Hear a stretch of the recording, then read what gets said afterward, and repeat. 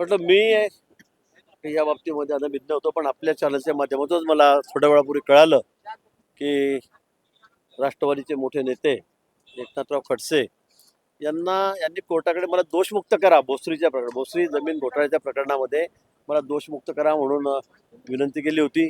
पण आज बऱ्याच दिवसांनी कोर्टाचा या ठिकाणी निर्णय आलेला आहे आणि कोर्टाने स्पष्टपणे त्यात म्हटलेलं आहे की यामध्ये तुम्ही दोषी आहात.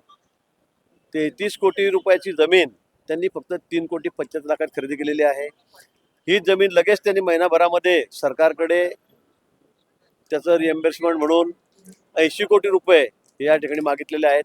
या जमिनीसाठी जे पैसे लागलेत ते 5.5 कोटी रुपये शेल कंपन्यामार्फत कुठेतरी कलकत्त्याकडून बोगस फिरवलेले आहेत आणि त्यांनी आपल्या पत्नी आमच्या मंदाकिनी ताई त्यांचे जावई यांच्या खात्यामध्ये टाकलेले आहेत. आणि म्हणून या बाबतीत या सगळ्या प्रकरणामध्ये मोठा घोटाळा या ठिकाणी झालेला आहे. आपण मंत्रिपदाचा गैरवापर केलेला आहे. आपण मंत्रिपदावर असताना या ठिकाणी प्रोसिडिंगमध्ये सुद्धा खूप खाडाखोड केलेली आहे. असे अनेक प्रकारचे दोष त्यांच्यावर त्या ठिकाणी प्रथमदर्शनी सिद्ध झालेले आहेत आणि म्हणून तुम्हाला दोषमुक्त करता येणार नाही. याची तात्काळ ट्रायल चालवा आणि या संदर्भामध्ये सुप्रीम कोर्टाचे निर्देश आहेत की MPNLच्या कोर्ट या प्रकरणामध्ये 1 वर्षाच्या आत ट्रायल चालवून त्याचा निकाल द्यावा. आता आपल्याला खरं म्हणजे यातलं मला काही फार माहिती नाही, पण 1 वर्षाच्या आत त्या सगळ्या गोष्टीचा निकाल माननीय न्यायालयाला या ठिकाणी द्यावा लागेल आणि त्यातून मग पुढे काय आहे काय नाही ते सिद्ध होईल. नेहरू इंदिरा गांधी न्यायालयाने असं देखील म्हटलेलं आहे की तुम्ही MIDC कडून 80 कोटी रुपये लाटण्याचा प्रयत्न करत होतात. त्यामध्ये जे संबंधित अधिकारी आहेत त्या अधिकाऱ्यांची देखील यापुढील काळामध्ये चौकशी होणार आहे. नाही म्हणजे मलाही हे कळालंच नाही. म्हणजे 3.5 कोटीमध्ये आपण जमीन घ्यायची 3,75,00,000 जिची मूळ किंमत म्हणजे रेडी रेकनर सरकारी बाजारभाव हा जवळपास 33 कोटी रुपये आहे आणि त्याचे लगेच 2 महिन्यामध्ये पुन्हा सरकारकडे 80 कोटी रुपये मागायचे. म्हणजे हा सगळा विषय न पटणारा आहे.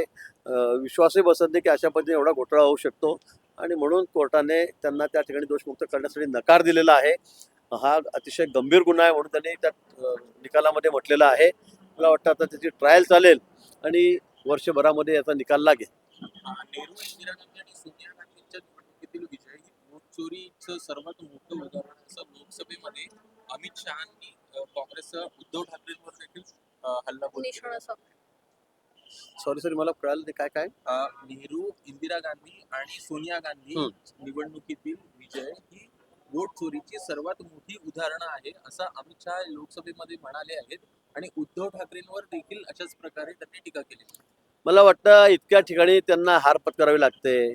इतक्या ठिकाणी मोठा दारुण पराभव त्यांचा त्या ठिकाणी होतो. त्यामुळे सगळे बावचरलेल्या परिस्थितीवर सगळी काँग्रेस आहे विशेष करून आणि विरोधी पक्ष सुद्धा आहेत आणि म्हणून फक्त त्यांना आता सहारा आसरा कसला आहे तर इथे वोट चोरी झालेली आहे, बोगस नावं टाकलेले आहेत, कधी मतपेट्या चोरीला गेलेल्या मतपेट्यामध्ये घोटाळा झालेला आहे.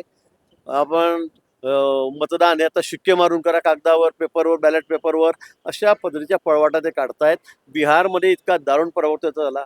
त्याच्या आधी महाराष्ट्राच्या विधानसभेमध्ये त्याचा दारुण पराभव झाला आणि आता स्थानिक स्वराज्य संस्थेच्या निवडणुका सुरू आहेत, काही होणार आहेत आणि त्यातही त्यापेक्षाही वाईट प्रकारे ते हारणार आहेत आणि म्हणून आता पळवाट म्हणून या ठिकाणी वोट चोरीच्या बोंबा काँग्रेस असेल, उभाटा असेल, शरद पवार साहेबांची काँग्रेस राष्ट्रवादी काँग्रेस असेल हे त्या ठिकाणी करते. मला वाटतं याला कुठेही आधार नाही आहे, अर्थ नाही आहे.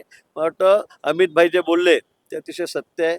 आता यापूर्वी विरोधी पक्षाचं कोणी निवडून येत नव्हतं, ही वस्तुस्थिती आहे. मग त्यावेळेला असा घोटाळा चालला होता का? आमचे 2 खासदार एकेकाळी होते त्यावेळेला आम्ही म्हटलं का की यांनी मताची चोरी केली, यांनी पेट्या बदलल्या, यांनी काही चुकीचं त्या ठिकाणी केलेलं आहे? आम्ही कधीच म्हटलो नाही. आम्ही संघर्ष केला, आम्ही लोकांमध्ये गेलो, आम्ही प्रयत्न केले आणि पुन्हा आम्ही गेले सतत 3 टर्म माननीय मोदीजी देशाचे पंतप्रधान झालेले आहेत आणि म्हणून मला असं वाटतं की आता फक्त पळवाटा. आता 21 तारखेला तुमचा त्या ठिकाणी निकाल आहे.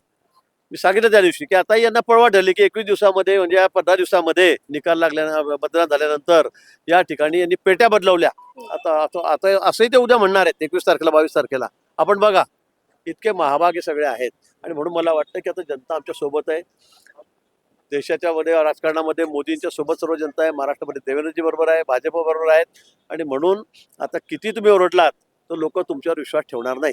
भाऊ, तमिळनाडूतल्या मंदिरावरती दीप प्रज्वलन करण्याचा मुद्दा कोर्टात होता आणि त्या न्यायाधीशांनी दीप प्रज्वलन करण्याला मंजुरी दिली आणि याच पार्श्वभूमीवर DMK ने त्या न्यायमूर्तींविरोधात महाभियोग आणला आणि त्याच्यावरती ठाकरे गटाच्या खासदारांनी सह्या केल्या.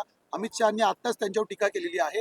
मुख्यमंत्र्यांनी देखील ट्विट केलंय, कोण होता असं तू काय झाला असं तू म्हणून टाकेल. मी तेच म्हटलं, मी सगळ्यांच्या बाबतीत म्हणतोय की खरंच काय परिस्थिती झाली आहे लोकांची.